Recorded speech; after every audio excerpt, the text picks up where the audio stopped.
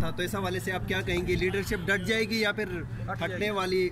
अच्छा, अगर आपने देखा हो अब जो एहतजाज है, उन एहतजाजों के अंदर या जो हम इस्लामाबाद हाई कोर्ट में इकट्ठे होते हैं, लाहौर हाई कोर्ट में इकट्ठे होते हैं, तो हम कर क्या रहे होते हैं? बेसिकली हम तो ये कहते हैं MNAs आएँ, MPs आएँ, सैनेटर्स आएँ, टिकट होल्डर आएँ। उसका रीज़न ये है कि हम ये कहते हैं पहले आप खड़े, जब आप खड़े होंगे तो आपका वर्कर आपके साथ खुद ही खड़ा होगा। सो अभी भी स्ट्रैटेजी यही होगी, पहले लीडरशिप आगे होगी और उसके बाद वर्कर आएगा। कहीं पर ऐसा नहीं होगा कि लीडरशिप ना हो और वर्कर को हम गोलियां खाएं। मैडम सिर्फ ये कमेंट कीजिए, गैर मुअय्यना मुद्दत का एहतजाज होगा आपकी बार आप लोगों का, या कोई टाइम फ्रेम देंगे कि इतने अरसे एहतजाज होगा, या फिर लास्ट टाइम जब फाइनल कॉल आपने दी थी अब की बार भी वैसे ही फाइनल कॉल होगी विदाउट आपके डिमांड्स पूरे हुए?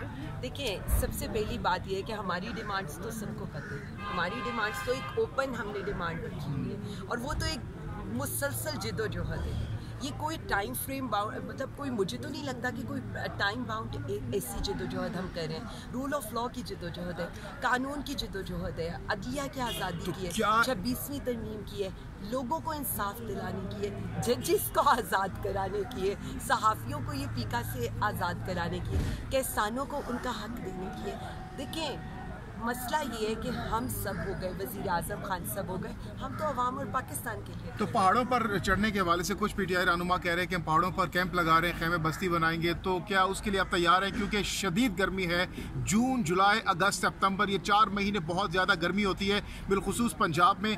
तो इस गर्मी में इतनी शिद्दत में गर्मी है, और तो उसमें आप लोग क्या अपनी तहरीक कामयाब होते हुए देख रहे हैं, अपने डिमांड्स मनवा पाएंगे, या फिर आप लोग एक बार फिर से जिस तरह 26 नवंबर को वो चीज़ नहीं हुई थी जो अब की बार आप एक्सपेक्ट कर रहे हैं?